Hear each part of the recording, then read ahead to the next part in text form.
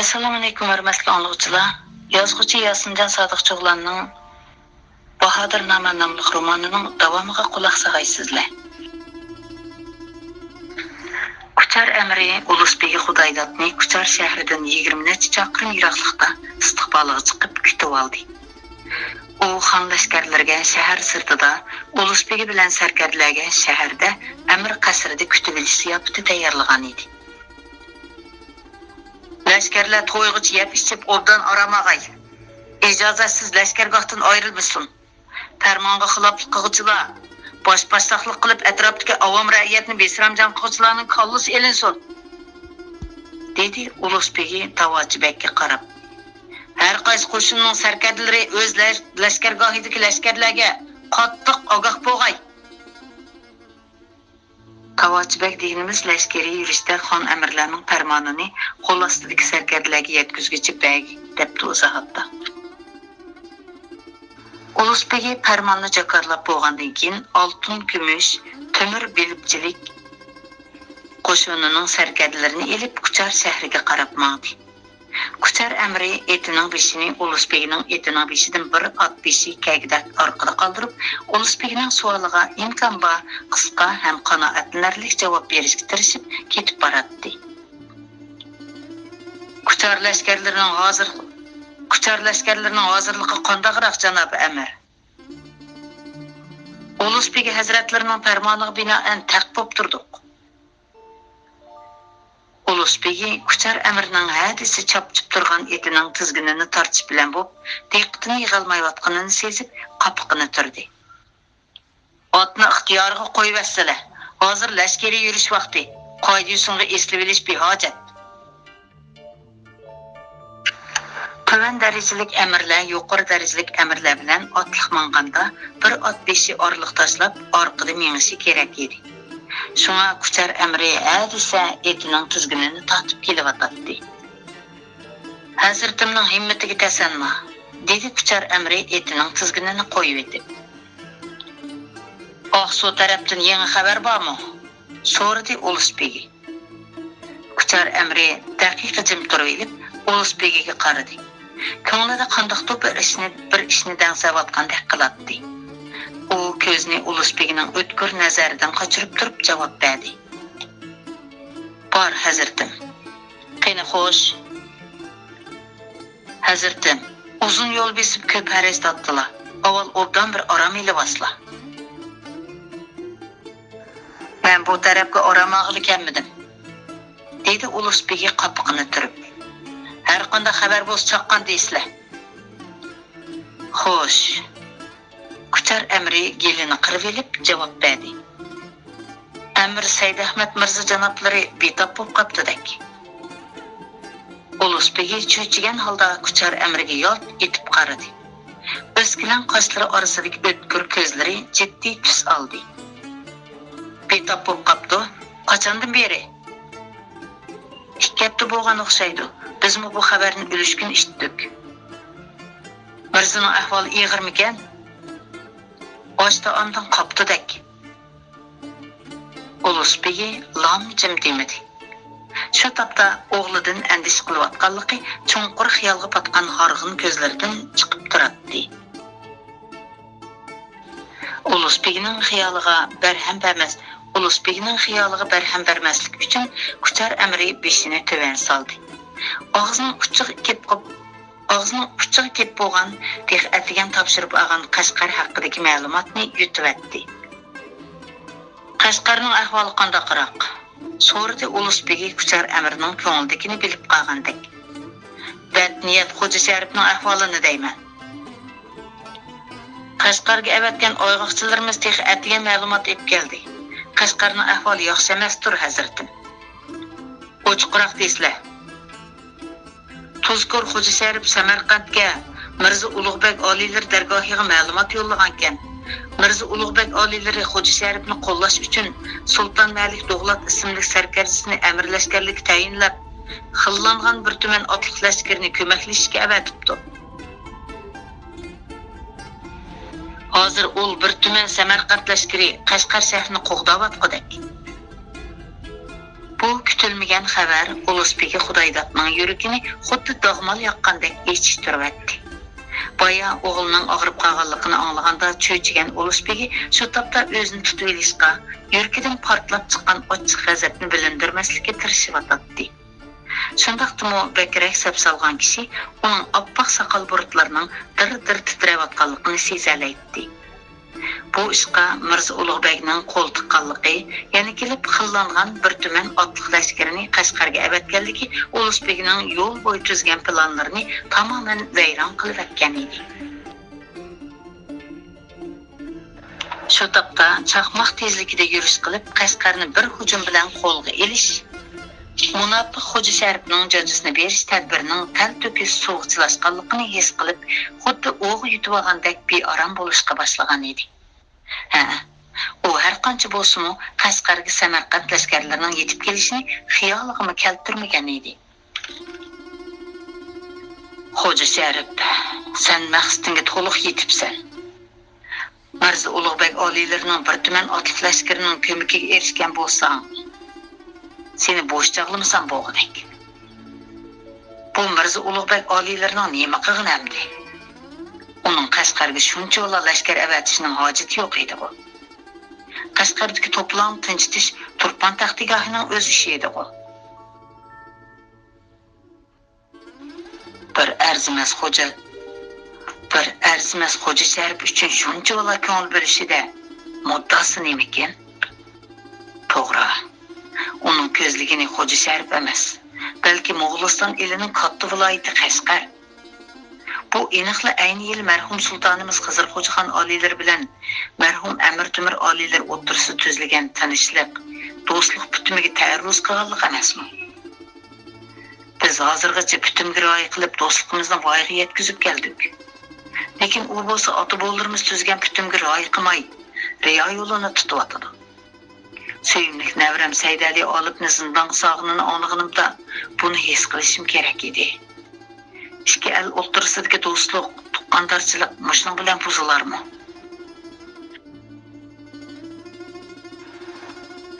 Endi Qashqarga yengil taklif bilan askar tortishga bo'lmaydi. Jangda Nusrat yuzlansam o ta'lim. Navoda mag'lub bo'lsam, Mirza Ulug'bek Qashqarga qanoat qilmasligi mumkin.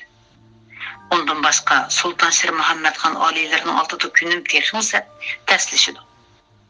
Shundaq Qashqarga lashkar tortishga oldirmay, sarkar lashkarlar kucharda oramag'as tursin. Avval Oqsuv baray. Aziz farzandimning ahvolini o'z ko'zim bilan ko'ray. Qoldi ishlar haqida ondan boshqa turarman. Ulusbegi Xudaydat Kuchar amrining o'z sharpiga tayyorlatgan katta kutvili siyobatiga chalib ola daxil bo'ldi-da, to'z sarkardasi bilan Kuchar amrining hamrohligida Oqsuga qarab yurib ketdi.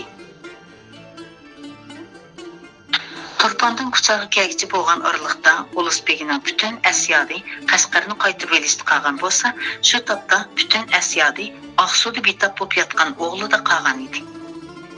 Ulusbegining jiddiy tus olgan chiroyiga qarab, hamrohlarimo untinsiz mengishadi.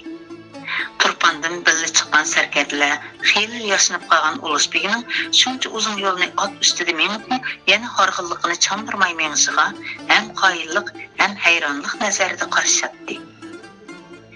Ulusbegi amrohlar bilan Oqsuga kelgan chaqda o'g'li Said Ahmad Mirzo tomoqdanla emas, gap so'zdanmi qolgan bo'lib, behush holatda yotadi. Ulusbegi oldiga yig'zor qilishib chiqqan kelin navralarga tasallimi bermadi. Sarayga kirib to'xtamay oyat o'qib, dam silib o'rvatgan dag'an mollalarni chiqarib etib, behush yotgan o'g'lining qishida uzoq xiyol surib o'tirdi. Sarayga kirib to'xtamay oyat o'qib, dam silib o'rvatgan dag'an mollalarni chiqarib etib, behush yotgan o'g'lining qishida uzoq xiyol surib o'tirdi. O'g'li o'rixlab bir teri bir ustixon bo'lib qolgan edi. Tirikligidan nishoni berib, ojiz nafas oladi. Ayıp Emir janoblarning ahvoli kundan kunga yomonlashib ketib boradi, dedi peshqadam tevib amalsizligini bildirib. Kelidan hech nima o'tmaganligi uchun teni bek ojizlab ketdi.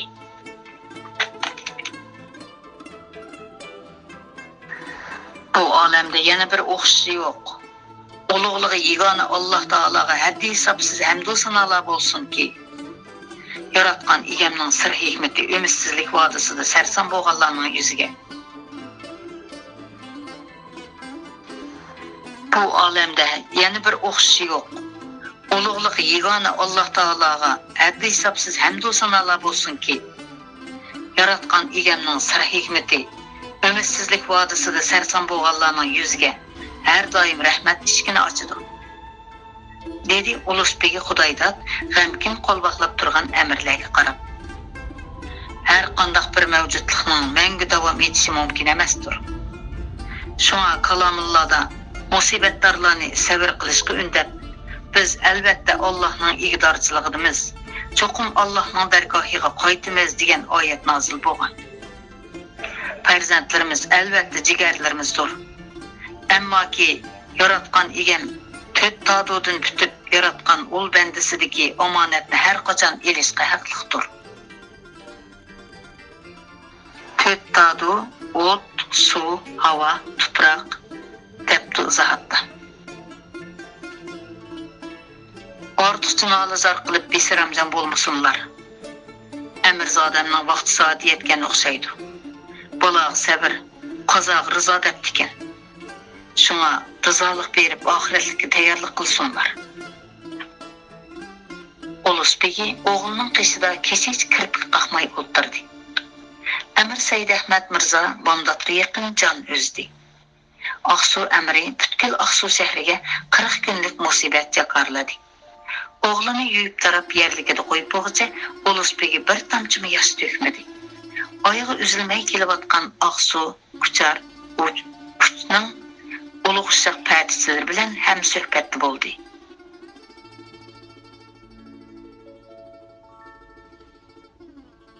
Uch deganimiz hozirgi 3 turpan debdi izohatda. Turib asrat bilan ulug' kichik timakdi. Çandırmagandek turg'uni bilan ikki puti go'rga sangilganda o'g'ildan ayrilib qilish azobi bu boyga to'limi ig'ir kelgan edi. Көз алдыда o'g'lining ochiq yutib o'lib ketishiga sababchi bo'lgan sadoqatsiz amri Xo'ja Sharifning chiroyi turib zohir bo'ladi. Daqiq ichida Qashqarga lashkar tortib berib, Xo'ja Sharifning qallasini tenidan judo qilgisi keladi. Lekin Qashqarni saqlayotgan Mirza Ulug'begning tuman kishilik otliq qo'shini esiga kelib, yana niyatidan yanatdi.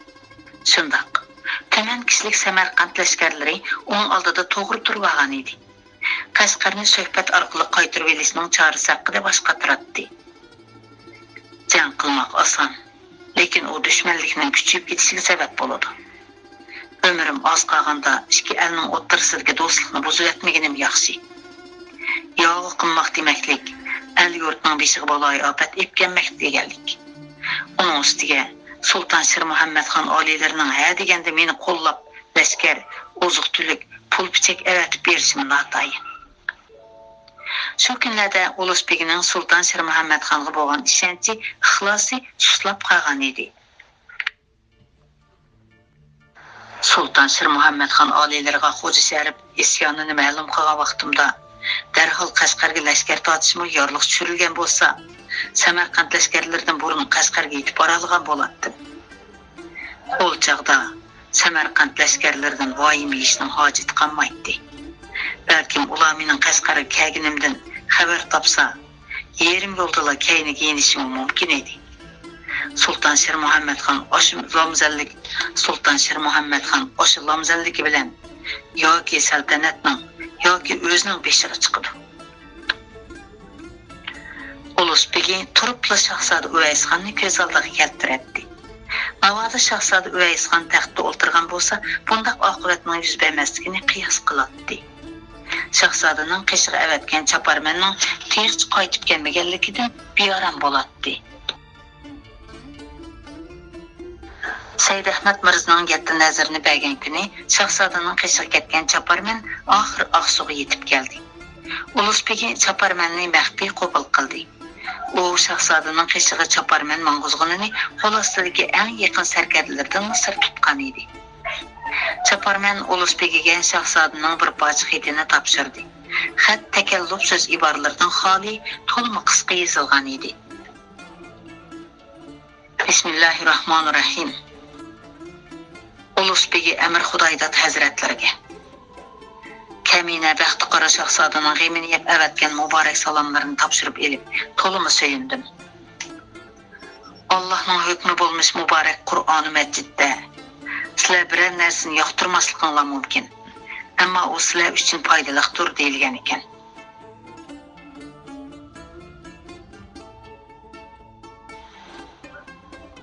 Balki men ancha yoqtirib ketmagan, shul sababdan ko'ngil sirimni aytqim kelmagan kishilar men uchun ko'ngil bilib, g'emimni yaratgan bo'lishi mumkin.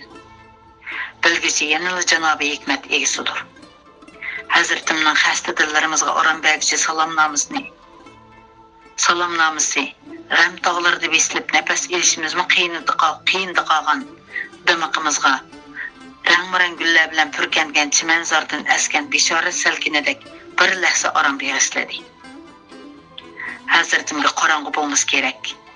Ko'pligan saltanatlar bo'lganki, ularning maydonga kelishiga baloy ofatlar sabab bo'lgan, ham shundaqla bir muncha jamoalar bo'lganki, ularning mavjud bo'lib turishiga parishonlik va muvaffaqiyatsizliklar sabab bo'lgan.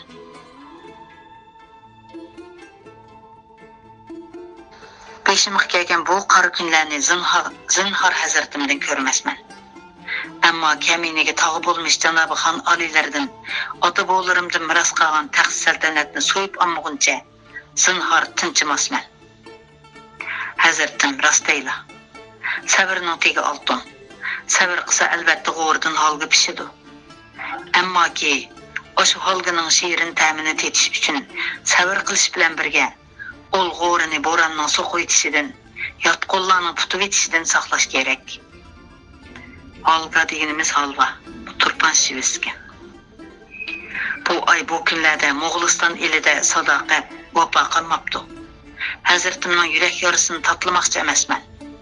Biroq Hazratimning Qashqarga lashkar tatmoqimi, o'sha julosini yo'qotgan sadoqat vafo boisidandir.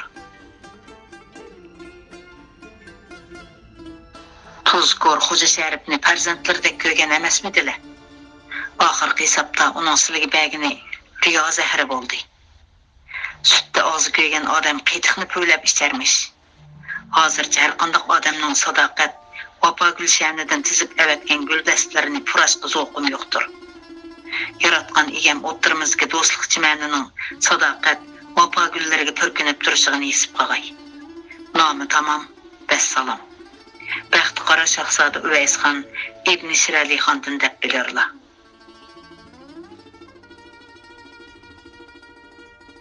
Ulusbegi Xudoydat xatga ikkinchi qatim ko'z yugurtdi.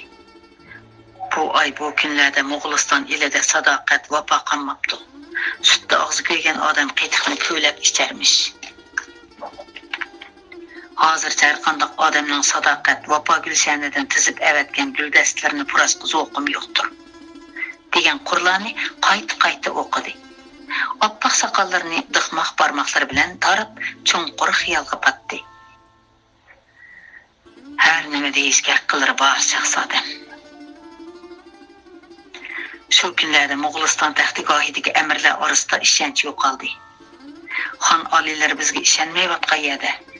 Silning badgumanda bo'lishlarini ayb ko'rishimizga haqqimiz yo'qdir.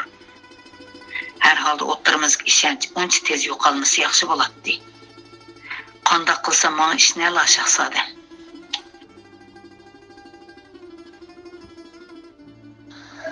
Ulusbegining xiyolini xos mahrami Qanotbegning yengil yo'talgan ovozi uzib qo'ydi. Mahramning yo'talib qo'yishi Ulusbegiga yetkazadigan muhim bir ma'lumotdan bishorat edi. Ulusbegi beshini ko'tarib mahram yigitga qaradi. Hazratimga ma'lum bo'lg'ay, Amirzoda Saydali olib qaytib keldi. Amirzodam qaytib keldimi?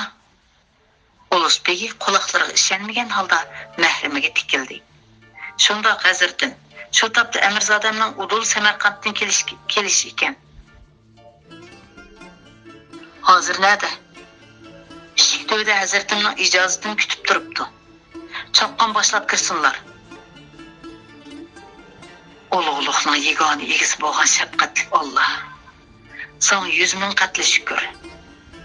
Bir qanotimni qayirib elib, yana bir qanotimni qaytirib berganingga ming tasanno. Sening karomatlaring inson bilib bo'lmas sir hikmatlarga to'lgan.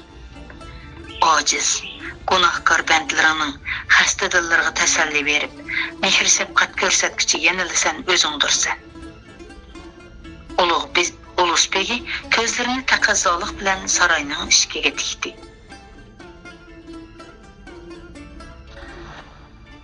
Assalomu alaykum, janobi muhtaram boboy buzrukka ehtirom bo'lg'ay. Dedi eshikdan kirib kelgan Saydali olib, qo'lini ko'ksiga ilib turib. Va alaykum assalom, ko'zimdan go'hri. Dedi Ulug'begi ko'zlari ixtiyorsiz g'illat yosh olgan holda navrisiga quchqini kangri ichib. Omonmisili, Amirzodam. Bu tushim emasdir, a? Yo'qsa, bu tushlar emas buzrukvarim. Bu bilan navra quchoqlashib ko'rishdi. Saydali olibmi ko'ziga mo'lladi yosh oldi. Ben vaslıqımni kechirsizlar boboy buzruk. Vafosizligimni Alloh egam jazolab, marhum jannat makon padarimning jamolini ko'rishni nasib qilmadi. Undaq demisizlar o'g'lim, dedi Ulug'begi navrisiga tasalli berib. Mana bu dargohda tinch omon ko'rishganimizning o'zi Janobi Alloh egamning inoyatidir. Zinhor ko'ngillarni yerim qilmag'aylar. O'lim har joyda bordir. Tiriklik a'lo. Yegona qudrat egisi paxta ichida cho'q saqlovchi karomati bilan sizlarni Mirza Ulug'begning zulmidan qutuldirganiga 100 ming qatli shukr. Ulug'begi navrisi bilan uzoq sirdoshdi. Saydali olib buvisiga Andijon va Samarqanddagi kechirmishlarini qisqacha so'zlab berdi. Hurmatli anglag'uchilar, bugun kitobni mushayga o'qib beray.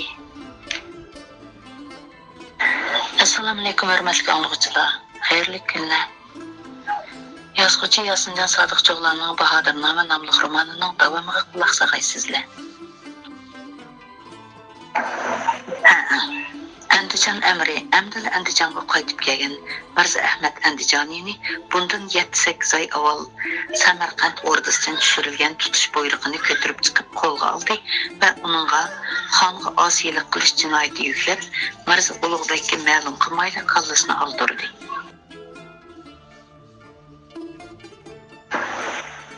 Bu ish Andijonda cho'ng g'ovg'a qo'zg'adi. Qo'ldiraqsonlik qilib qolganligini his qilgan Andijon amri gunohini yuvish uchun Mirza Ahmad Andijoniyning singlisi Zaynab bibini Mirza Ulug'begning harmiga sovg'at hisobida avatib berdi. Ondan Zaynab bibi bilan to'y qilish uchun kelgan Saydali olibni navkarlar bilan tutib zindonga silib, Mirza Ulug'begga Mirza Ahmad Andijoniy xonga osiylik qilgan ozdab Mo'g'ulistonning sarkar lashkarlarini Andijonga boshlab keldi. Yomon g'arizini vaqtida bayqab qolganligim uchun oliylar xabar bermayli o'z oldimga tadbir qo'llandim degan mazmunda ma'lumot avatib, gunohini to'kpiga o'zgartirib oldi.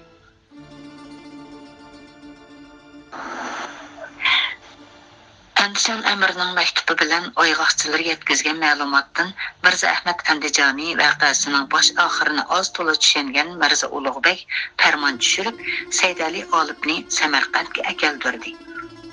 Saydali olib Samarqand zindonida 1 yilga yaqin tutqunlikda yashadi. Zindondagi nachar muhit, quvvatsiz g'izolar va so'ygan yoridan ayrilib qilishdan iborat judolik azobi qo'shilib, Saydali olibni xeyli obdan holidan ketkizdi. Ko'taramizdan so'ngil tuval degandek, yigit zindonda ish surish kasaliga giribdor bo'lib qolgan edi. Dastlabida zindon begi buning ancha e'tibor qilib ketmadi. İşçi to'xtamay surganlik uchun Saydali olibning badani suvsizlanib, oxiri o'lim girdobiga berib ketdi.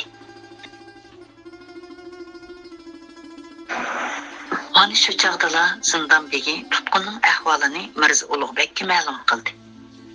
Saydali olibning Mo'g'uliston Ulug'begining navrisi ekanligini, Mo'g'uliston Ulug'begi Xudoydatning bo'lsa, odatdagi o'rda amirlardan emasligini Mirza Ulug'beg obdan biladi.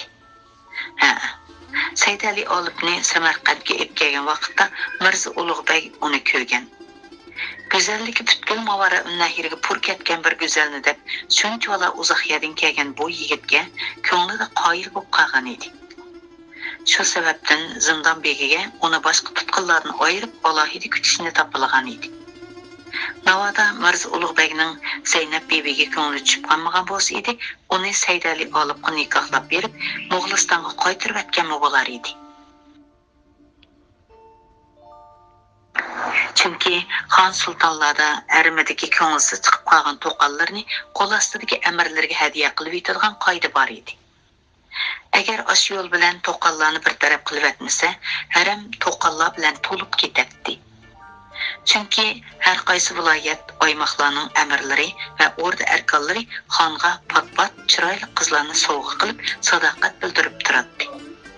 Ammo Mirza Ulug'bekning Zaynab bebiga ko'ngli tushib qolgan edi. Shunga Saydali olibni zindondan chiqarib etishga oldirmadi. Chunki Saydali olib zindondan qutulgandan keyin vataniga qaytmay, haramga tegis qilib, sevimli Zaynab bebini bulab ketish ehtimolini yo'q degili bo'lmaydi. Navoda shundaq voqea yuz berib qolsa, Mirza Ulug'bekning obro'yiga cho'ng nuqson yetadi. Ondan boshqa Mirza Ulug'bekning Saydali olibni qamoqda tutib turib, Mo'g'uliston saltanatiga o'zining buyuk sultonlik kuch-qudratini namoyish qilish, o'zga el amirlarining tasarrufiga xohlagancha kirib chiqishning oqibatining yaxshi bo'lmaydiganligini bildirib qo'yish niyati bor edi. Albatta shu kunlarda Mo'g'ulistondan Saydali olibning gunohini tilab elchi kelgan bo'lsa, Mirza Ulug'bekdan ko'ngil qo'yib kechirim so'ragan bo'lsa, Saydali olibni qamoqdan chiqarib yo'lga selib qo'yganmi bo'ladi. Lekin Mo'g'ulistondan faqatla elchi kelmadi. Ular Saydali olibni esidan chiqarib qo'ygandek qiladi. Mirza Ulug'bek Saydali olibning ig'ir kasalga giribtor bo'lib, o'lar holatda yotganligidan xabar tepib, zindon begiga xiyilli qo'ydi. Saydali olibni zindondan chiqarib, nazarband qilib turib, o'rda tiyotlarga kesilini amlashni buyurdi. Chunki Navoda Saydali olib o'lib ketsa, ikki el o'rtasida ig'ir adovat paydo bo'lganligi, oxirida buning dushmanlik, jangi chidalga sabab bo'lganligi Mirza Ulug'bekka tushunishlik edi. Orada tiyotları her xil amallarını qilib davolab bakkan bo'lsa, Saydali olibning kesilida faqat yaxshilanish bo'lmadi. Yigit ussapla turadi. Yoz kunlaridagi Samarqandning dimiq havosi bilan ussuzlik uni to'xtamay qiynaydi. Bir kuni kechki tomoq vaqtida Saydali olibning birdanla qimizg'i ko'ngli tortib qoldi. Xizmatkorga qimiz akilib berishni buyurdi, uning kesilini davolashga mas'ul o'rda tepi qat'iy qo'shilmadi. Qimizning o'rniga sharbat ichsila amirzodam, dedi tevib. Navoda qimiz aks ta'sir berib qolsa, Mirza Ulug'bek oliylarining oldida o'tishdan chiqolmayman.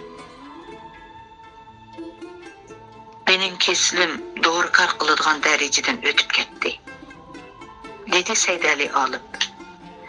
Doğru qarqıgan bo'lsa allaqachon saqayib ketgan bo'ladi. Elimi ko'p tirishchanlik ko'rsatib sabab qilishdilar. Endi o'z ixtiyorimga qo'ysinlar.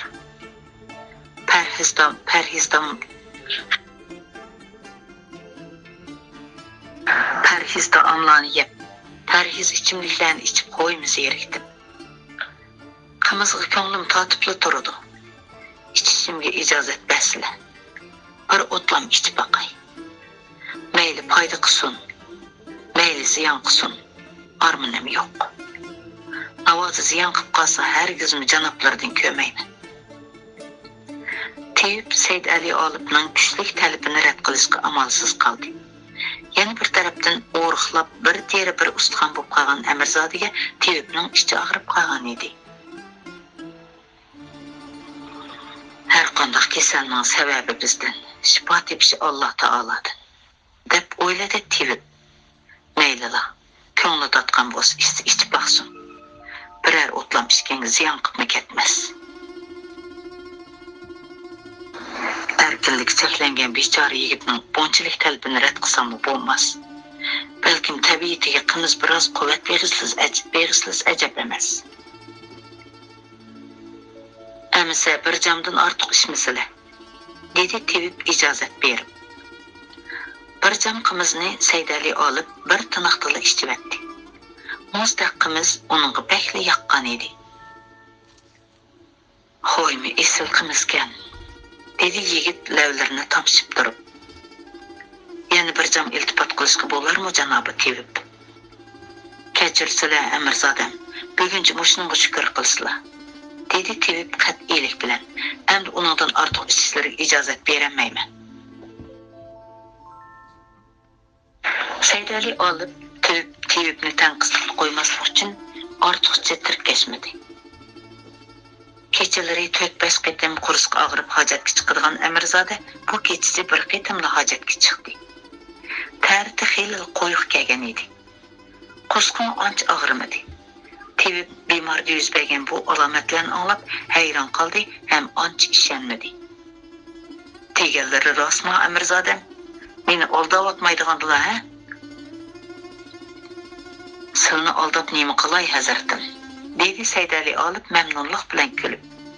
Ishonmaslar chiroyimga sapsilib baqsila. Tevip yigitning chiroyini injiqlik bilan kuzatdi. Tomirini tutib ko'rdi. Allohga 100 ming qatl shukr, dedi Tevip chiroyiga kulki yugurtib. Rostini mo'jiza yuz beribdi, Amirzodam. Kasallarning doğrusini o'zlari tepiblar. Əmsə bugün yana qimiz içishimga ijozat berala? Albatta ijozat berman. Biroq chiq ichivaslar bo'lmaydi. Undaq deymizlar. Mas xushbo'g'ich ishkim bor. Yo'qsa Amirzodam tanlari to'limi ojiz. Chiq ichivaslar hargiz bo'lmaydi. Bugun faqat 2 jamla ichidilar. Əmsə 4 jam ichay. Meni xijolat qo'ymizlar Amirzodam. Har qanday doğru chekdan ishib kelsa ziyon qiladi. 3 jam içsem o bola. Shundaq qilib Saydali olibning hech qanday doğru qarqinmagan kesiliga qimiz shifo bo'ldi. Bir oy ichida sal maza saqib, to'liq asliga keldi. Bu Mirza Ulug'bek avatgan lashkarlar Qashqarga berib bo'lgan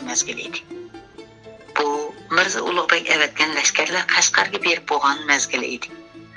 Shu kunlarda Mirza Ulug'bekning dadasi Shohrux Mirzo Hirotga chaqirtib yorliq avatdi.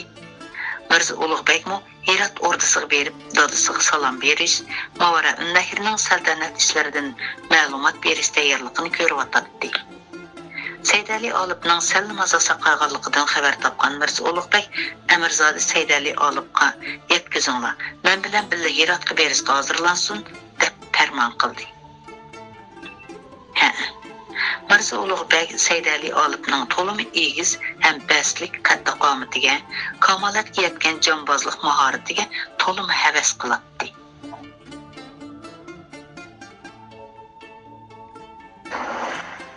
O'zining sarkardalar orasida o'shunday bo'ybastlik, kuchtingir bahodirlarning yo'qligidan afsuslanadi. Shu topda uning Saydali olibni tuyuqsiz Hirot ordisiga birlab berishki maqsadi Hirotdagi amir sarkardalarga Mo'g'ulistonda mushundaq bo'ybastlik bahodirlar bo'lsin, ularni bo'ysundirganligini, Qashqardagi katta shaharni tasarrufiga kirgizib, lashkar turg'izishga muvaffaq bo'lganligini, har qanday qudratli xon sultonlarning o'ziga tan kelmaydiganligini bildirib qo'yish. Yana bir tarafdan 1 yildan beri tutqunlikda yashagan Saydali olibga do'stlik qo'lini sunib, ko'nglini moyil qilish, oradagi g'um adovatni yuyish, ondan uni izzat ikrom bilan vataniga qaytarib, Qashqarda lashkar turg'izganlik sababidan iztirobga tushgan Mo'g'uliston sultoni bilan Ulug'bekning ko'nglini amin topqizish edi.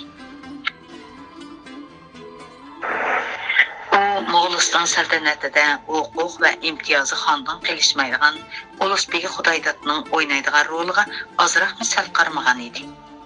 Davrisini qaytirib bersa, Ulug'bek Xudoydatning o'zidan xush bo'lganligini, Qashqarni qaytirib olish uchun ancha vaqt tirkishib ketmaydiganligini o'zi tasavvur qilgan edi. Mirza Ulug'bek Hirotga tezroq yetib berish uchun kecha-kunduz to'xtamay yo'l yurdi. Ular Qarshi shahridan kecha o'tib ketgan edi. Bamdod namazıga yaqin Qarshi bilan Heratning oraliqidagi tog' bag'riga tushgan qildi. Cho'qqisi oppoq qor, bel va bag'rlari qorg'ay, orcha va allaqanday tog' o'simliklari bilan bezalgan tog' bag'ri sutdek oydinda ajoyib go'zal ko'rinadi. Janub tarafdan askan g'ur-g'ur shamol tog' gullarining hidini dimoqqa urib, kishiga ajoyib huzur bag'ishlaydi. Mirza Ulug'begning 500 nafar xos navkari otlarini o'tqa qo'yib etib, yoy shaklida kuzatib turdi. Oshpazlar o'choq yasab qozon qumislarini joylashtirishga, xizmatkorlar Mirza Ulug'beg uchun joy rastlashga kirishdi. 2 kundan beri safarda Mirza Ulug'beg bilan o'tgan kashkan ishlar va o'zlari qiziqib 2 kundan beri safarda Mirza Ulug'beg bilan o'tgan kashkan ishlar va o'zlari qiziqadigan masalalar haqida keng tosha paranglashib, Mavara Unnahir va Farg'ona vodisining bu katta hukmdorining o'zi o'ylaganidek hadislar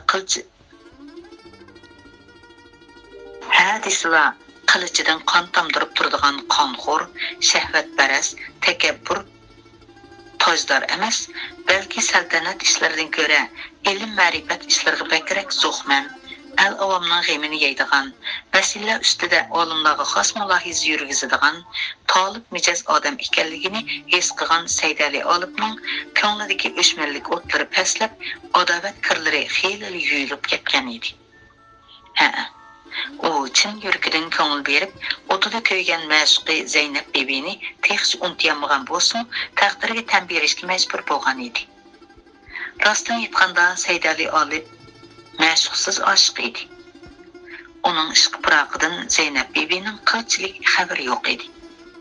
Turpondagi vaqtdan Saydali olib u Andijon go'zalini tasodifiy fursatda birlik ko'rib oshiq bo'lib qolgan. Qizg'i ko'ngil sirini bildirishga fursat topolmagan edi. Uzoq o'tmay Mirza Ahmad Andijoniy yurtiga ketmoqchi bo'ldi. Oldirab qolgan Saydali olib ko'ngil sirini buvisiga bildirishga majbur bo'lgan edi.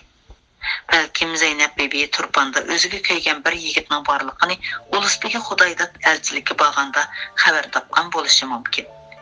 Ammo bu nikoh ishiga uning maylining qandoqligi Saydali olibga texcha qorong'u edi. Chunki Turpondan Andijonga borguncha Mirza Ahmad Andijoniy singlisini hech qanday bir nomahram bilan ko'rishishga imkoniyat bermagan edi. Saydali olibmi bo'lg'usi qiynog'isining oldida adab saqlab, mashqi bilan ko'rishishga harakat qilmagan, Andijonga borganda hamma to'y qilib misolga yetman-ku deb o'ziga tasalli bergan edi.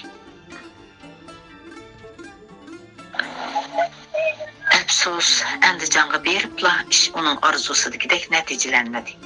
Saydali olib uchun amdi taqdirga tan bermaymi amal yo'q edi. Zaynab bebi allaqachon Mirza Ulug'begga to'qal bo'lgan, atrofi qatma-qat qo'rshalgan haramga kirib bo'lgan edi. Mirza Ulug'begning o'zini o'ldirmaganligini, ig'ir kasalga giribdor bo'lganligini anglab zindondan chiqarib, o'rda tiyublariga davolatib, holidan xabar olganligini, shu topda bir tutqunga emas, bir sarkardiga muomala qilgandek muomala qilib, Heratga billa elib ketayotganligini o'ylab, Saydali olibning Mirza Ulug'begga bo'lgan qarashi xeyli o'zgargan edi.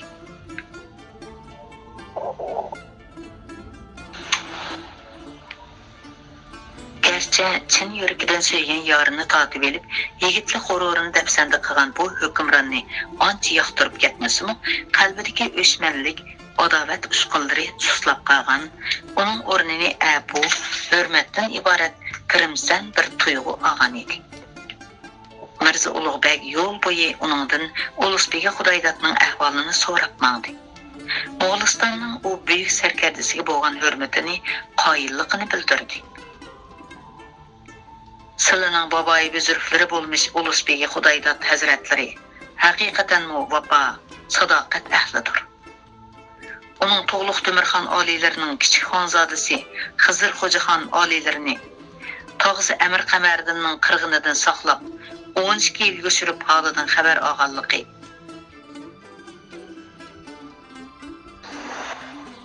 Keyin Mo'g'uliston taxtida o'ltirganligining o'zila jahonda men degan odamlarning qo'ldan kelmaydigan katta sadoqatmanlik va mardlikdir.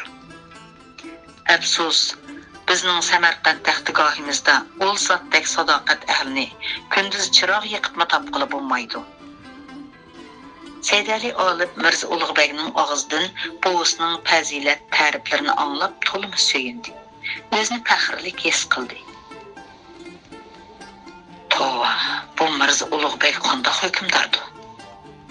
Hozirgi gap so'zlardan, navkar xizmatkorlar qansilik sipoy muomalasidan birovning so'yiga yarim tortib oladigan shahvatparast, qonxo'r hukmdor ekanligiga ishongiz kelmaydi kishining.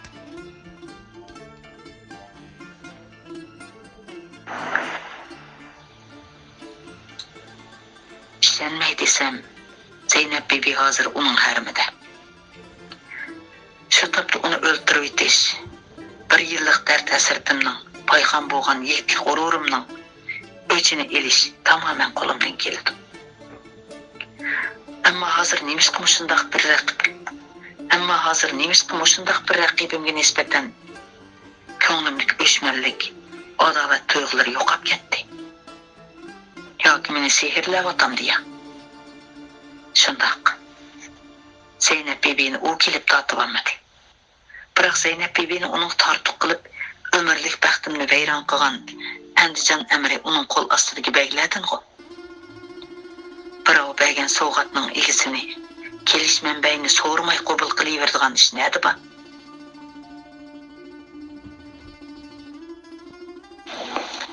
Ana o osmon gumbizning oqirishga boshlagan tarafida turg'ini Zuhra yulduzi.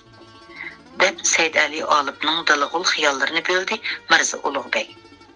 Said Ali Olib xiyolidan cho'chib bosh ko'tardi-da, Mirza Ulug'bek ko'rsatgan tarafga bo'yindab qaradi.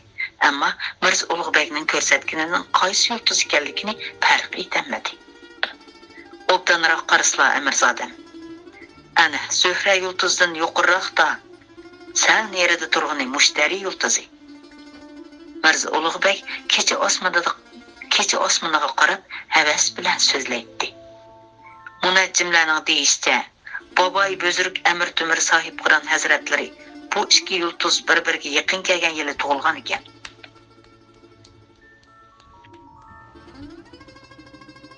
Said Ali olib samimiylik bilan eg'iz ochdi. Kechirgaylar on hazratim.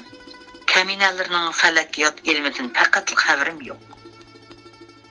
Falakiyot ilmi deganimiz astronomiya deb izohatda. Hech qis yo'q.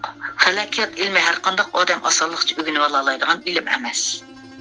Deydi Mirza Ulug'bek osmon gumbizidagi tumanlagan olmoslardek charaqlab turgan yulduzlarga zuh bilan qarab. Mirza Ulug'bekning kunduzi ko'proq oromiylik, kechasi yo'l yurishi, yulduzlarni tomosha qilib olish uchun ekanda. Tova, jahondagi odamlarning havasi qism bo'ldi ekan.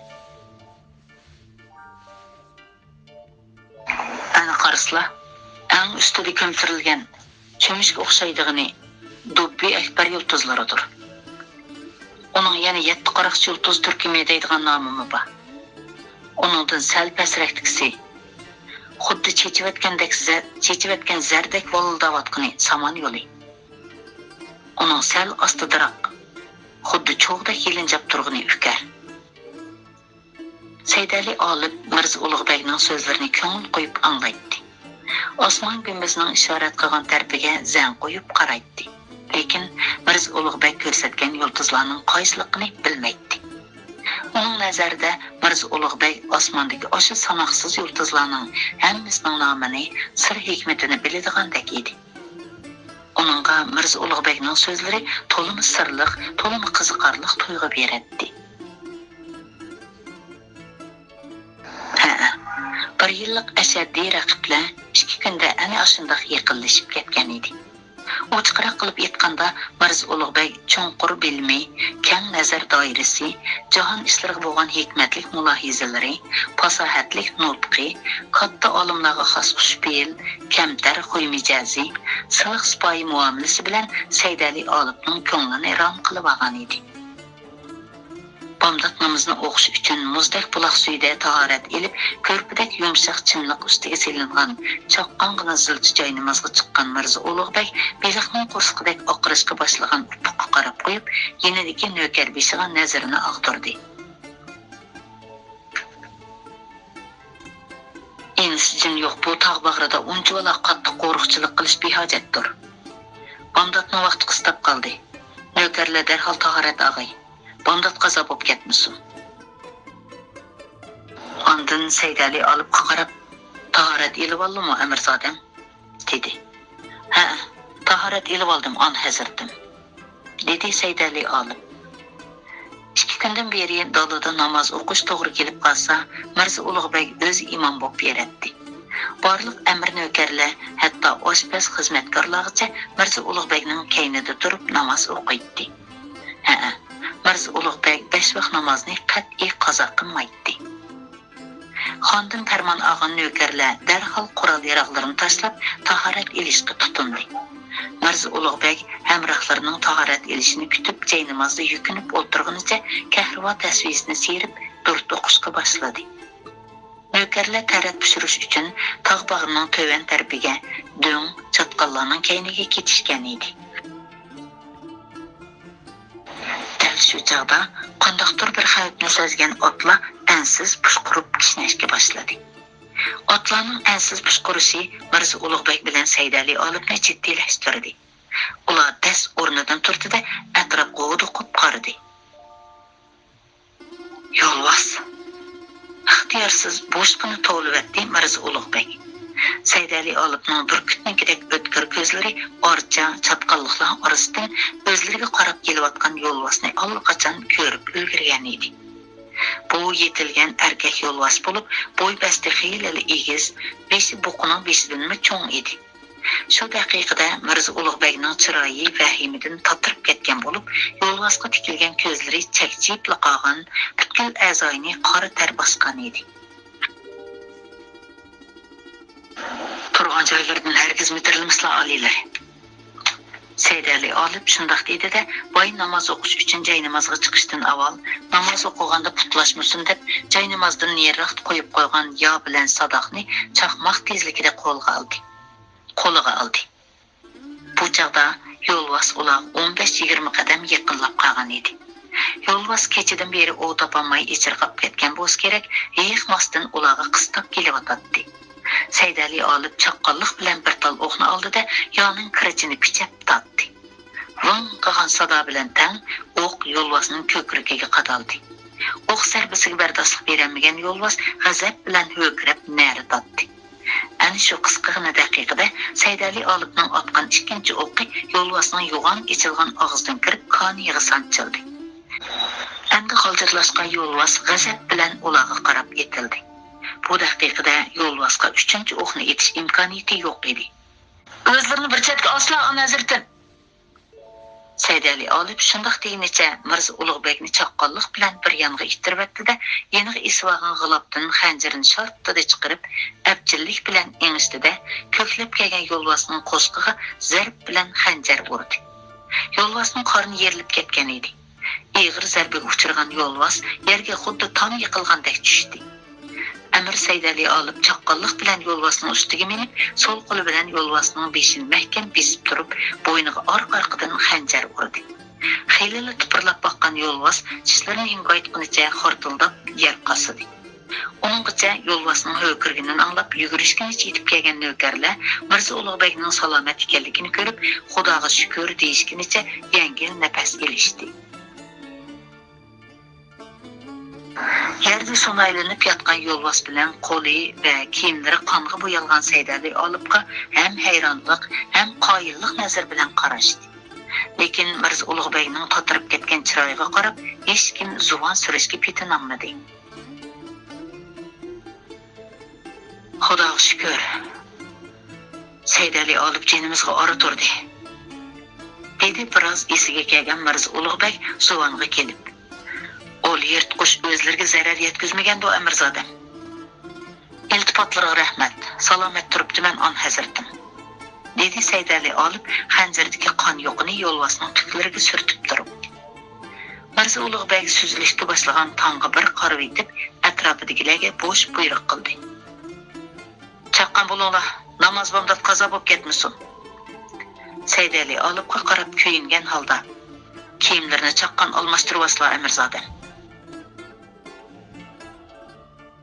Qon yo'q kiyimda namoz maqbul bo'lmas, dedi. Namozdan keyin Mirza Ulug'bekning chiroyi xeyli ichilib qolgan edi. Xizmatkorlar bir damdala yo'lbosning terisini so'yib ulgurdi. Bu chaqda oshpazlar noshtalar tayyorlab qo'ygan edi. Ular ozodi paranglashqach noshta qilishdi. Albatta parangning temisi yo'lbos va yo'lbosni o'zi yolg'iz o'ltirgan Saydali olib ustida bo'lib o'tadi.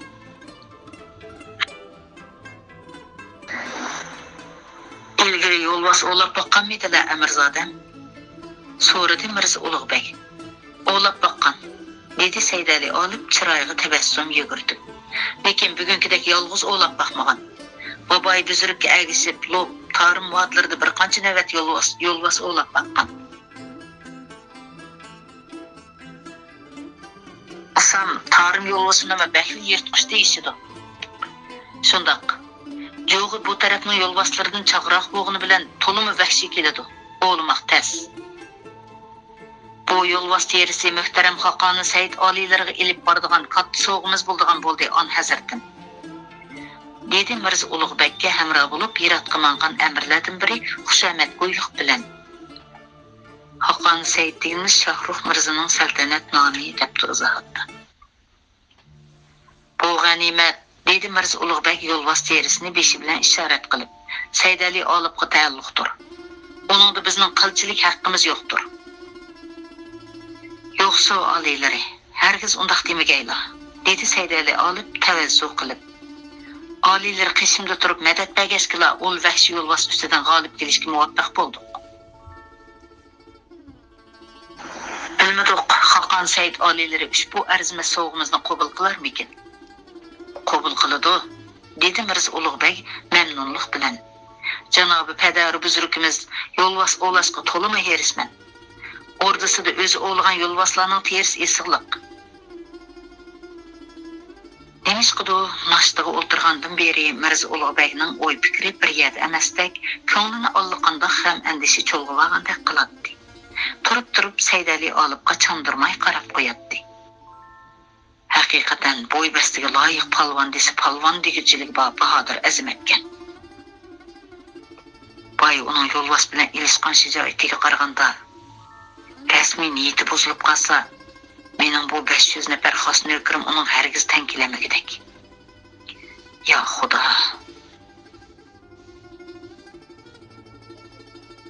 Yo'lbosning balosidan qutulganim bilan yo'lbosning yomon bir bahodirni yenimda ep yuribdiman emasmi? Texi qurol yaroqlar bilan ajab ehtiyot qilmabdiman desa, uning nemish shuncha bola ishinib qurol yaroq bilan yenimda turishga yo'l qo'ygandiman. Bu mening g'aflat qog'inim emasmi? Nimalar degan bilan men uning so'ygan mahbubini tortib olgan raqibiga axir. Navoda niyatim buzsa, bir tal o'q yoki bir xanjar bilan ishimni bitirmamdi. Uni bundoq qilmaydi deb kim huddi qila oladi? Texi uning otasini Qashqardan qo'g'lab chiqargan Xo'ja Sharifga ko'mak bo'lib, Qashqarga lashkar avatganimdan uning zinhor xabari yo'q. Navoda bu ishdan xabar tepib qolsa, qalbidagi dushmanlik o'tlari qaytadan kuchib, niyatini buzishi aniq. Zinhor g'ofil bo'lma, Muhammad To'rg'ay. Havolut uyqundan uyg'on. Muhammad To'rg'ay degani Mirza Ulug'bekning ismi. Havolut uyqusi, uyqu bilan uyg'oqlikning orasi deb izohatda. Darhol bir qarorga kelib amal topdi. Shu topning o'zida uni o'limga buyursam nomardlik qilgan bo'laman. Muxoliflarim bu qilganimni anglasa masxar qilib kulishadi. Uni hozir o'limga buyurib o'ltirishni uncha oson emas. Qarshilik ko'rsatsa, u emas, men o'lishim mumkin. Chunki nökarlarim yelil yo'lbos o'ltirgan bu bahodir azimatga tag ko'tarib chiqishga jur'at qila olishimi notayin. Shu topda uning endi qurol yaroqlarni tortib olishning texi o'rni yo'q. Şundaq qilsam bo'ldi ekan ta.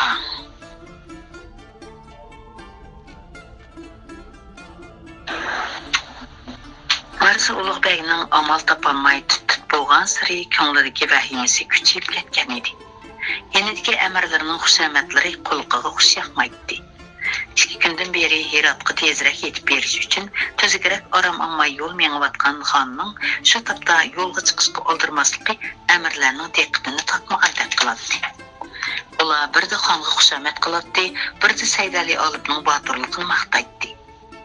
Bu maqta so'zlarining ishga tuyg'usini yoshirishga tirishib o'tirgan Mirza Ulug'bekning yuragini echishtirayotganligini zinhor xiyoliga keltirishmaydi. Saydali olib bo'lsa, amirlarning maqtashlariga ko'milib, kulimsirguncha o'tiradi. Shu topda u Heratga berib, Xoqoni Said Shohruh Mirza bilan ko'rishganda, yo'lbos bilan tanho elishib, o'g'li Mirza Ulug'bekni balo qazodan qutuldirganini anglab, o'ziga qanday usulda minnatdorlik bildirganligini, Herat ordusidagi amir sarkarlarning qanday hayron qolganligini xiyol qiladi. Ziyoda shuhratparastlik yosh yigitning vujudini chirmavagan edi. Shu daqiqada u Mirza Ulug'bekning qo'shqida qutirayotgan shumliqlardan xabarsiz edi. Mirza Ulug'bekni o'zi haqida niyatini buzdi deb xiyoliga keltirmaydi. Shunday qilay. Buningdan boshqa chora yo'q. Uning ishini Miranshah to'g'ri bir taraf qilsin. Bu o'z qo'lim bilan bir taraf qilganimdan yaxshiroq. Zinhor ikkilinib turma Muhammad To'rg'ay. Mirza Ulug'bek qat'iy niyatga kelib biroz xotirjam bo'ldi. U ko'nglida Saydali olibni o'ldirish uchun tadbir tuzib bo'lgan edi. On hazratimning mijozi yo'qmi qandoq? So'radi xonning chiroyiga qarab ish ko'rishga odatlangan amirlar. Yo'qsa, mijozim joyida, dedi Mirza Ulug'bek. Undaq bo'lsa xotirjam bo'ldik. Ko'zimizga g'amkin ko'rinyapti-la.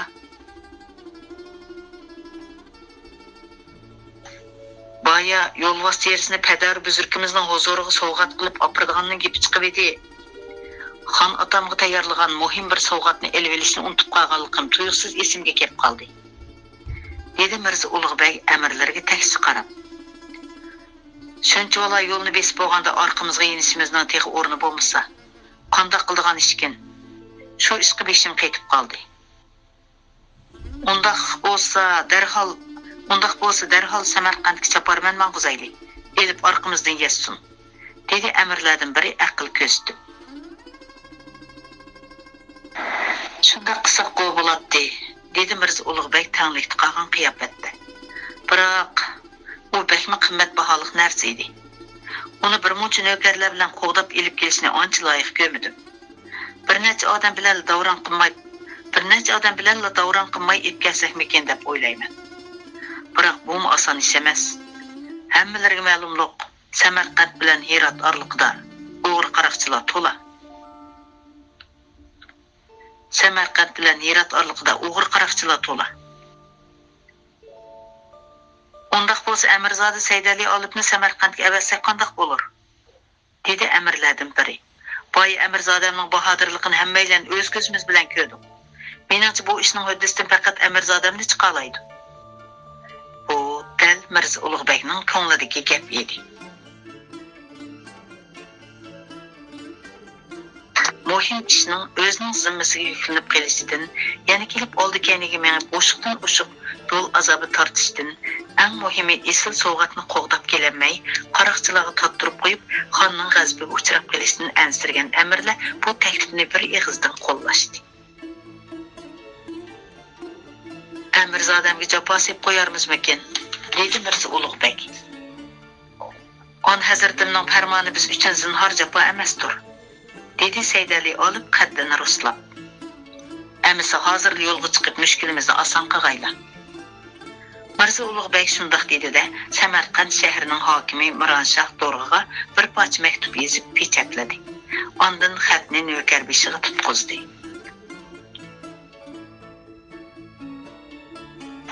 Xatni obdan saqla. Miranshah To'rg'aning o'z qo'ligida. Mirza Ulug'bek Saydali olibga yuzlandi. Amirzodamni oldi kayniga mangdirib qo'ydigan bo'ldik. Navoda Amirzodamning Samarqandga borgandan keyin Heratga kelgisi kelmay qolsa, zinhor orsalda bo'lmay Samarqandda turibagay. Yilqi qimmat baholiq sovg'atni qo'riqtab mengizqa biron shahtorga boshqacha amal topqay. Men Heratdan qaytib kelgandan keyin ondan sizlarga ijozat berib Turponga yo'lga sepib qo'yaman. Sizlar biz bilan Sulton Shir Muhammadxon oliylarining o'ttirisida vosita bo'lib sulh va do'stlik sabab bo'lg'aylar. Oliylar xotirjam bo'lg'aylar. Sovg'atni cho'qim o'z qo'lim bilan ep kelaman, dedi Saydali olib. Mirza Ulug'bek Saydali olibga 10 nafar navkarni qo'shib berdi. Samarqandga qarab ketayotgan Saydali olibning bir dalla ko'ngli yerim bo'ldi. Uningga Mirza Ulug'bekning so'zlari ta'sir qilgan edi. Ras, Mirza Ulug'bek oliylar ajab bir gap qildi-ya. Boshda ul qimmat baholiq sovg'atni bir mening qo'riqtab mensimda tayin topgan edi. Biroq xo'shlashganda Navoda Heratga kelganimiz orsalda bo'lmay Samarqandda turib asladaydi-ya. Undaq bo'lsa mening Samarqandga yenib berishimning hojati yo'q edi-ku. Biroq xo'shlashganda Navoda Heratga kelganimiz orsalda bo'lmay Samarqandda turib asladaydi-ya. Undaq bo'lsa mening Samarqandga yenib berishimning hojati yo'q edi. Samarqand hokimi biron shahtorga maxsus qo'riqchi ajrasi bo'laveradi. Uning meni tuyuqsiz Heratga ib bormasligida nima o'yi bordi? Yoki meni Samarqandga borgandan keyin yana yo'l jafosi tortib Heratga berishni yoltib qolsa, xijil bo'lib qolmasin deb shundoq dedimi-ya? Yo'q. Mirza Ulug'bekning ko'nglida zodi bir muddo bor. Yoki mundaq deb qo'ygan gapni men ortiqcha mulohaza qilib ketdimmi-ya? Saydali olib har qancha o'ylanib bu ishning tegiga yetolmadi.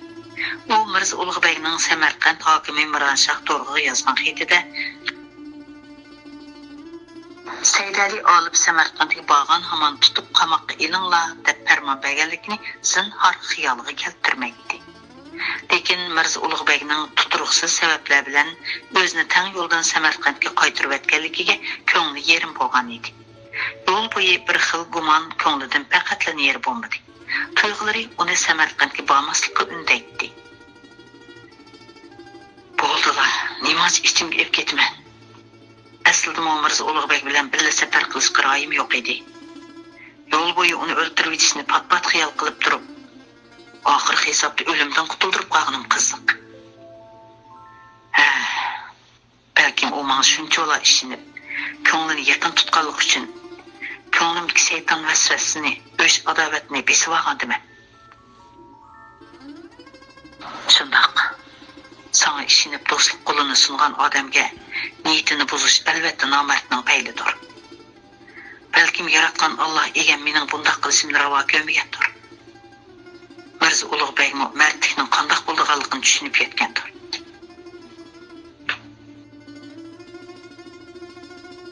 Endi uning oqisdan bağmağının tüzükmikin. Herat ordusida manga nima bor? Haqqani Said Shohrux Mirza kimim edi? Herat ordusida manga nima bor? Haqqani Said Shohrux Mirza kimim edi? Mening borar joyim Mo'g'uliston ordusi, Turpon taxtigohi. Ol dargohda kech-kunduz yo'limga talmirib turgan bovam, momam, ota-onam, qarindoshlarim bor.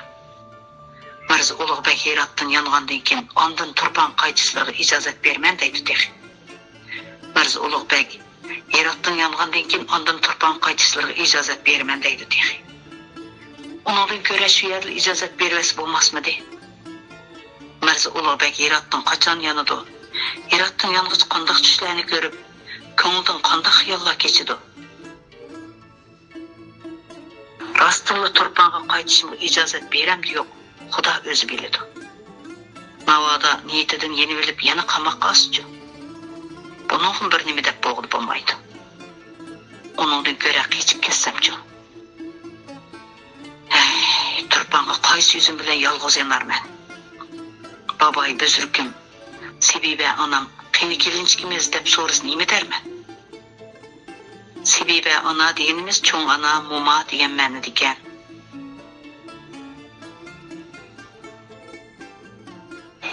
Zaynab Bebeni haramdan bulab qaçqılı bosti kaşki. Lekin Samarqandda manga köməkləşib berdiğin bir adamım yo'q.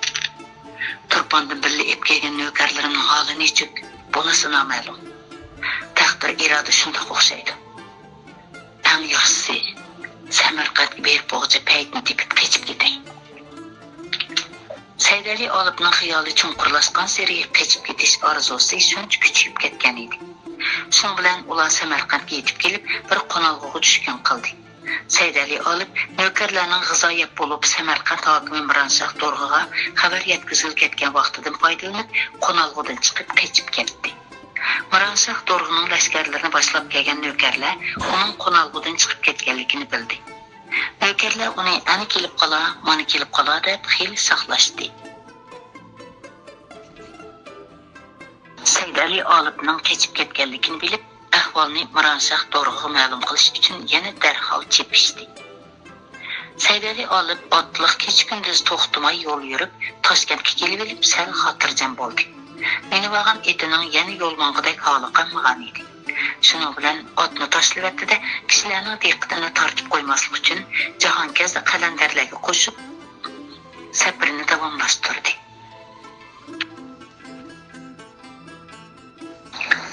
Jahongazda qalandarlarga qo'shilib safarini davomlashtirdi.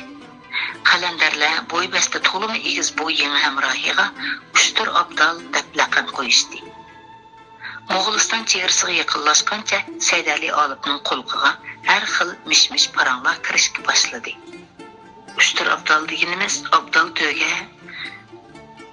degan gapgan.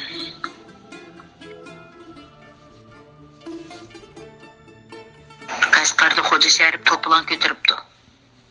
Noib Amir Said Ahmad Mirzani Qashqardan qo'g'lib etibdi. Mirza Ulug'bek Xo'ja Sharifga ko'maklashish uchun Samarqanddan bir tuman otliq askar avatibdi. Ulusbekga Xudoydat o'g'lining intiqomini olish uchun Turpandan Qashqarga lashkar tortib kelib etibdi-dak. Pot yaqinda Samarqand askarlari bilan yog'i bo'g'dak. Qashqar tinish emas, ol taraflar o'tmagan tuzuk. Yog'i buldiga yeg berib nima bor? Bu Xon sultonlarning ovam bilan kori yo'q. Yog' xilsil bo'ldi.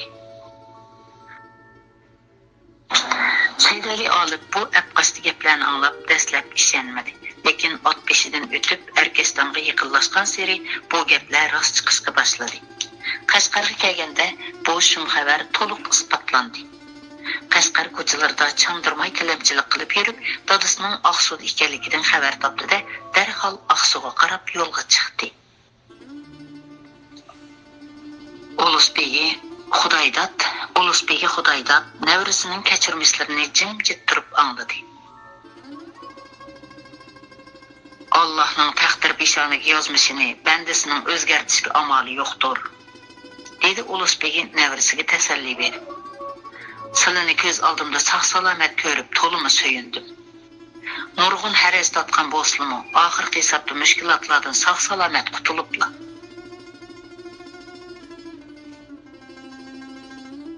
Mirza Ulug'bek oliylari silining yo'lbos bilan ilishgan bahodirliklarini ko'rib, o'z beshidan cho'chib qopdi.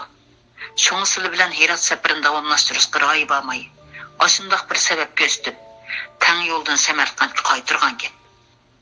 Aqllarini ishga buyurib kechib kelganlarini qo'ymi yaxshi ish bo'pti. Navoda Samarqandga borgan bo'slar, gap so'zsiz yana tutqunlik asir bo'ladilar. Bu chaqda pul vatanga yonmoqlari basi mushkul bo'ladi. Mirza Ulug'bek Qashqarni qo'lida mahkam tutib turish uchun silini tutqunlikdan hargiz ozod qilmaydi. Mirza Ulug'bekni o'ldirib atmaganimga pushaymon qilyapman, dedi Saydali olib. Herat safarida uning har qachon qo'l sola olishi mumkin edi. Texo oti dushmanimni o'limdan qutuldirib qoptiman deysizlar. Zinhor bunda xiyolda bo'lmaslar aziz o'g'lim, dedi Ulusbek. Har banda qilgan gunohining jazosini tatmay qolmaydi. Zaynab bebining Ulug'bek haramiga berib kelishidagi birinchi gunohkor Andijon amiridir. Ham shundoqla marhum otalarining beshiga kelgan qismatlarning tunji sababkori Tuzkur Xo'ja Sharifdir. Navoda Mirza Ulug'bek oliylarini o'ltirib atgan bo'lsalar, ikki el o'ttirsiga yig'ishtirib bo'g'siz nizo adovat urug'ini chashqan bo'latdilar. Hamda bu ishsilning bahodirlik fazilatlariga nuqson yetkazadi. Chunki Iroq safarida sili tutqun emas, Mirza Ulug'bekning safardosh hamrohi bo'lib menibdilar. Demak, Mirza Ulug'bek sizga do'stlik qo'lini sunibdi. Do'stlik izlab sunilgan qo'lni do'stlik mehr bilan siqish kerakki, zinhor qilish tekkizgulik emas. Bundaq qilish to'g'ri yurak nomardning ishi. Bo'sning nasihatlariga Saydali olib ancha qoyil bo'lmagan bo'lsa, adab yuzasidan lam-jim demidi. Orni bir pas sukut bosdi. Endi saqlab o'tiravermayli, dedi Saydali olib xiyoldan bosh ko'tarib. Farmon tushirsizlar. Darhol Qashqarga lashkar tortayli. Qashqardan Samarqand lashkarlarini qo'g'lab chiqarib, Batniyat Xo'ja Sharifni tutib, jannat makon otamning xun qisosini olayli. Zinhor oldirmag'ayla Amirzodam, dedi Ulusbegi barmoqlari bilan soqolini tarab turib. Fozillo, ig'irlik, rahmonlik, yengillik, shaytonlik deb ekan. Ig'ir bisiqlik bilan obdan o'ylanib ko'rayli.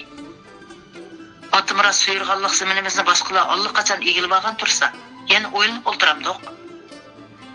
Agal gapimga quloq sosla, dedi Ulusbegi tamkinlik bilan. Sizlarning ordining ichki ahvolidan toza xabarlari yo'q.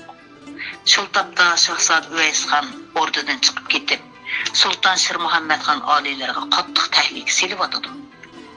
Ordida osoyishlik qolmadi. Xon oliylarimi bizga ishonmas bo'lib ketdi. Mirza Ulug'bek bo'lsa, Tuzkor Xo'ja Sharifning arzimas taklifini bahona qilib, Qashqarda tuman kishilik lashkar turg'izib oldi. Hozir Qashqarga lashkar to'ssaq, ol Samarqand lashkarlari hargiz bir yonda qarab turmaydi. Ular bilan jang qilishsak, xohi yenglayli, xohi yenglayli, o'xshashli biz ziyon tortamiz. Chunki ularni yengib olsak, Mirza Ulug'bek texnik ko'p lashkar avatishi mumkin. Ol chaqda butun Asiyoda Shahzod Uvaysxonni yo'qotib, Mo'g'uliston taxtida xotirjam o'ltirishni niyat qilgan Sulton Shir Muhammadxon Mirza Ulug'bekning Shahzod Uvaysxonni qo'llashidan ansirab, sulhiy talab qilishi, Qashqarni berib etishi turg'anli gap. Navoda Qashqardagi Samarqand lashkarlaridan yengilib qolsak, Sulton Shir Muhammadxon men sizlarni Xo'ja Sharifni jazolashga avatgan.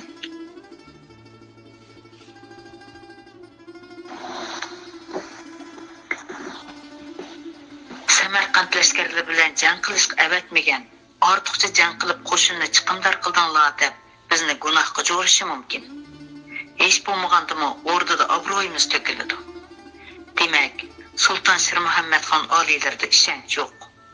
Uning bizga bo'lgan ishonch qo'llashiga o'rta qila olgan bo'lsak edik, u chaqda Qucharda saqlab yotgan lashkarlarimizni darhol Qashqarga qarab yurishga farmon tushirgan bo'lardik. Shu kunlarda xon bizga ishonmas, bizning xonga ko'p umid bog'layolmas bo'lib qoldik. Shuni o'zimizni obdanroq dansib olmaganimiz afzal. Amsa shundaqli qaytib ketamdik, dedi Saydali olib bo'g'isining so'zlariga ancha qoyil bo'lmay. Hech gap yo'qlik turpanga qaytib ketsizlar. Xon oliylari sizlarni Qashqarni qaytirib ololmabsan deb aybga buyurmasmi?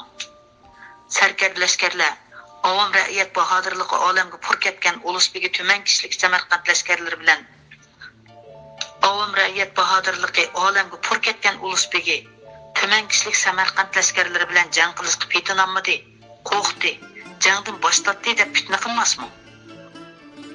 Bu ishlarga sizlar boshqa turmislar, Amirzodam.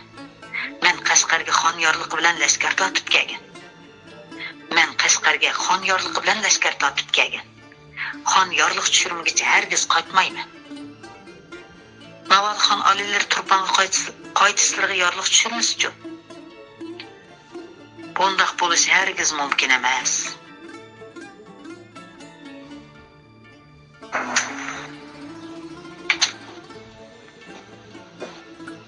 Xon oliylari cho'qim yorliq tushirdi.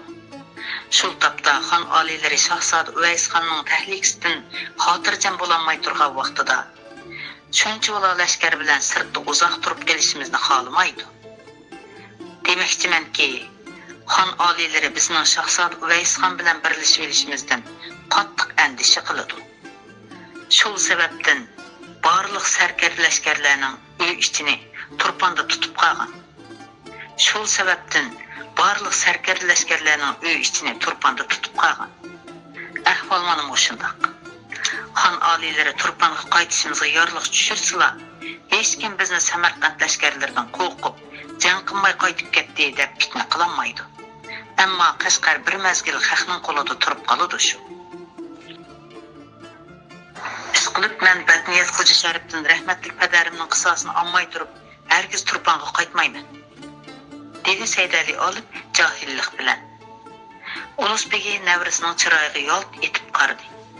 Ko'zlari mehrlik edi. Navrisdan ranjiganlik alomatlarini ko'rgili bo'lmaydi. Ol tuzkur Xo'ja Sharifdan bu hisobni hamon olamiz. Dedi Ulusbegi vazmin ohangda so'zlab. Lekin hozir emas. Silinimi men bilan birga turpan qaytishga tavsiya qilmayman. Saydali olib taajjub bilan bo'g'ziga qaradi. Bu nima deganlari? Sizlar darhol Shahzoda Uvaysxonning qishig'i boradilar.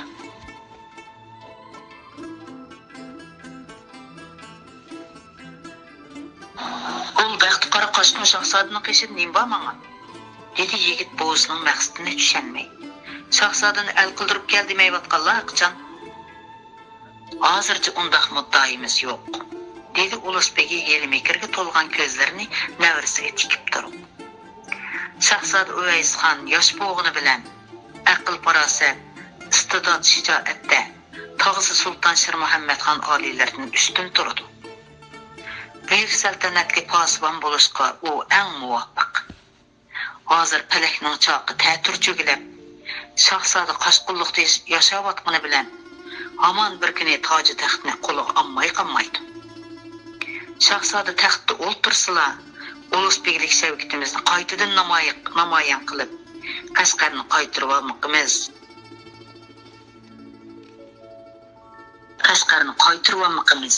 Munofiq Xo'ja Sharifdan o'chimizni olmoqimiz bir damlik ish. Balkim shu chaqda Mirza Ulug'bek bu tasarrufga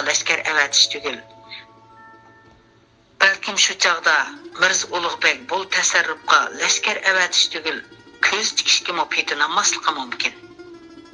Shunglashqa Sili Shahzoda Uvaysxonning qishig'i berib, uning saltanatini tortib olish ishlariga hamdamda bo'lsa. Bu ish silnoli emas, jamoatimizning kelgusi istiqboli uchun bek muhim. Maqsadim tushunishlik bo'ldimi, Amirzoda? Saydali olibning ko'ngli birdilla vallada yorib ketdi. U buvisining oldin ko'rarlik bilan qilgan mulohizlarga qoyil bo'lib qolgan edi.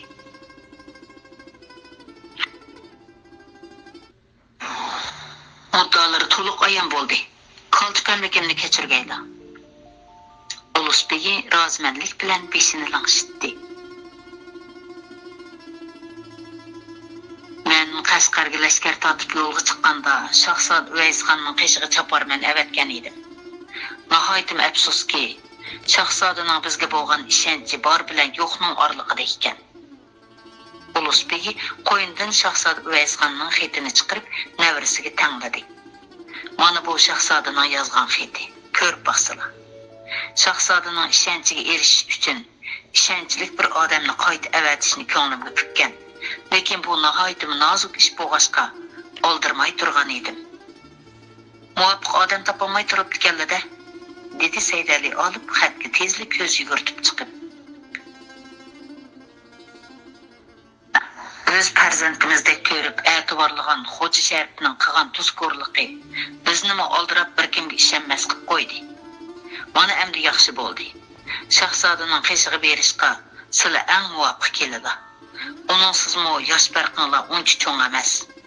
O'ttiranglarda bolalik chaqlaringlardan tortib do'stlik bor. Gap so'zlaringlarning bir yerdan chiqishi turg'anli gap. Shahzoda sizlarni ko'rsa, bizning bildirgan do'stlik, sadoqatimizga ishonadi. Chunki u sizlarni o'ziga yaqin tutadi. Сылының Mirza Ulug'bekka tutqun bo'lib qolganliklarini anglab, to'liq iztirob chekkan. Silini qutuldirib kelish uchun Samarqandga bormoqchimi bo'lgan edi. Keyin marhum Buzruk xonning tugab ketishi bilan o'rdada yuz bergan bir talay nizolar sababli bu niyatidan voz kechishga majbur bo'ldi. Shahzoda bilan uchrashgandan keyin shahzodaga nasihat qilsinlar. Zinhor aldiraqsonlik qilmasin. Saltanatni tortib olish uchun puxta tayyorlik qilib fursat kutish kerak. O'ttirimizga bundan keyingi aloqa to'liq xufiyani bo'lsin. Silimi ko'p ehtiyot qilsinlar. Amsa qachon yo'lga chiqsam bo'lar? Hozirla, dedi Ulusbegi keskinlik bilan. Hozirla, dedi Saydali olib, qo'lqig'i ishlanmagan holda. Men texi onam qarindoshlarim bilan ko'rishmagan tursam. Shuning uchun hozir yo'lga chiqsalar deyapman, dedi Ulusbegi qat'iylik bilan. Sizlarning Samarqanddan qochib kelganliklarini, bizning ko'rishganimizni hech kim bilmasin. Navad boshqalar bilib kelib, Sultan Shir Muhammadxon oliylar xabar topsa, silni so'rab kelishi cho'qim.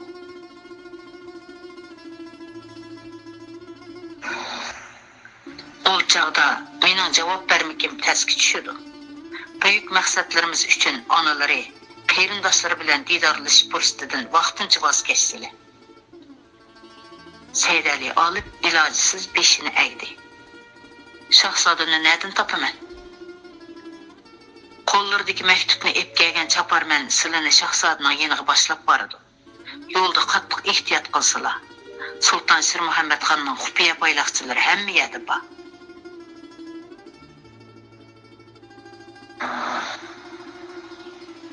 Turpan Mo'g'uliston xonlarining Turpanning yoz faslidagi chidiqsiz issiq havosidan daldinlish uchun yasatqizgan yer osti o'rdasi to'liq salqin edi. Tang kechiga chiqqan sharobozlik, tong otquchi qilgan ishqibozlik ta'sirida ko'zlar qizirib ketgan Sulton Shir Muhammadxon muzdek sharbatni to'xtamay sumiratdi. Shundaqdimi beshining chinqilib og'rishi, usuliqi besilmayotdi. İki mahram paryostiqqa yo'linib, yonboshlab yotgan xonning put-qo'llarini yumshoq tutib atdi. Yani iki mahram iki yanida turib, vazbeyda yasalgan yelpigich bilan to'xtamay yelpiydi. Sultan Shir Muhammadxon beshining ustida sangilab turgan cho'chilik to'pchini erinchaklik bilan tortib silkidi.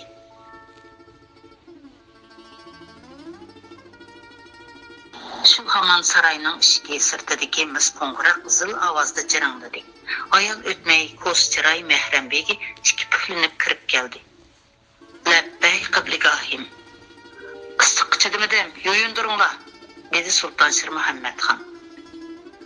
Qibligohimning xizmatiga g'olam lozimmikin, kenizakmikin? Kechidan beri obdalli ishqibozlik qilib holidan ketgan Sulton Shir Muhammadxonning shu topda kenizaklarga zo'qi yo'qdek qiladi. G'olamlar tayyor bo'lsin. Bosh ustiga Mehrambegi chunqur ta'zim qilib chiqib ketdi. Sulton Shir Muhammadxon xonlik taxtiga o'ltirgandan beri cho'ng kichik ishlarining hammasiga xizmatkor mahramlarni buyuradigan bo'lib olgan edi. Yo'yingandimi xizmatkor ishlatdi.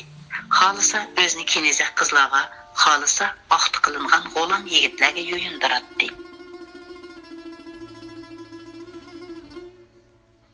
Hammonni gul barglarining xushbo'y hidi qoplagan edi. Xonni yo'yindirish uchun tayyor bo'lib turgan 17-18 yoshlar chamisidagi vaqt qilingan yigitlar tez ham siliq harakatlar bilan xonni yeshindirishga boshladi. Ham sottila qip yalang'och bo'lgan Shir Muhammadxon yigitlarning yetilishi bilan ko'lchakka tushadigan palampaydan asta suvga tushdi. Ko'krigigacha kelgan muzdek suvda Sulton Shir Muhammadxon xiyla rohatlangandek qiladi. Yigitlar uning bosh, cheka, bo'yin, qo'l, mo'ra, bilak, dumba, yo'talarini uvlab yurishga boshladi. Allohazal bir cho'gin choy qaynamichilik vaqt o'tganda hammonga shipirlab kirib kelgan Harambegi ko'lchakning leviga kelib qo'l bog'ladi. Qudratli panohgohimga ma'lum bo'lg'ay. Olamchi bir huzurning payzini surayotgan Shir Muhammadxon ko'zini loppida ichib Harambegiga chekchaydi.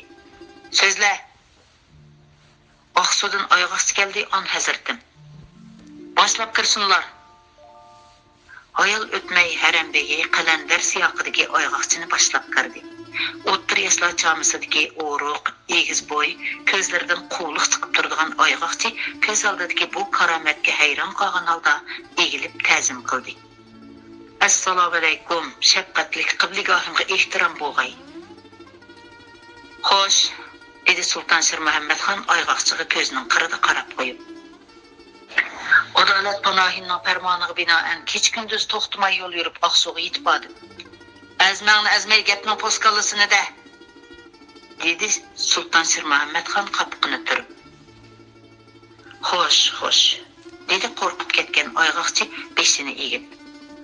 Ulusbegi Xudoydat hazratlari Oqsuda Amirzodasi Said Ahmad Mirzaning oxiratlik ishlari bilan mashg'ul bo'lib o'tadi. Xon askarlari texchil kuchardan qo'zg'algani yo'q. Bundan allaqachon xabar topganman, dedi Sultan Shir Muhammadxon terkib. Ulusbegi Oqsuda yo'chin kishilar bilan ko'rishdimi? Xupiyanni suhbatlar ipodimi shuni so'zla.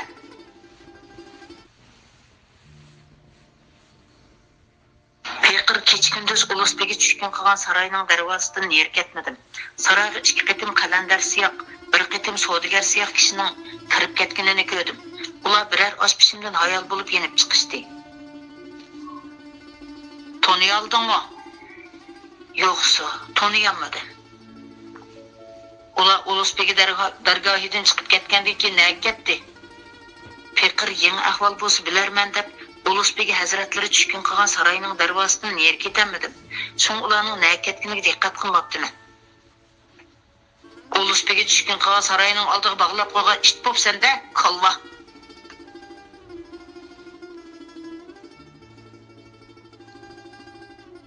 İçinde ölüm vahimisi əlengiyen oyg'oqchi dir tutirdi. Oqsu kuchar 3 amirlari, Oqsu kuchar 3 amirlari, elim Oqsudimi? Shunda oliylari. Ular har kuni Ulusbegi hazratlari bilan billa. Texi yaqinda Yorkent amirimi yetib keldi. Oyg'oqchining bergan javobi Sultan Shir Muhammadxonning yuragini echishtirdi. Ularning Ulusbegi Xudoydatning atrofida poy-pitak bo'lib turishi allaqanday bir shumliqning alomatidek tuyulib, ko'nglidagi gumonini kuchaytirdi. Ularni darhol yorliq tushirib mansabdan qoldirish yoki o'rniga yetkazib kelib, o'rniga yangi noib amir avatishni ko'ngliga pukdi. "Yo'qol", dedi Shir Muhammadxon oyg'oqchiga qarab. "Bundan keyin oldinga quruq gap ko'tarib kelguchi bo'lma."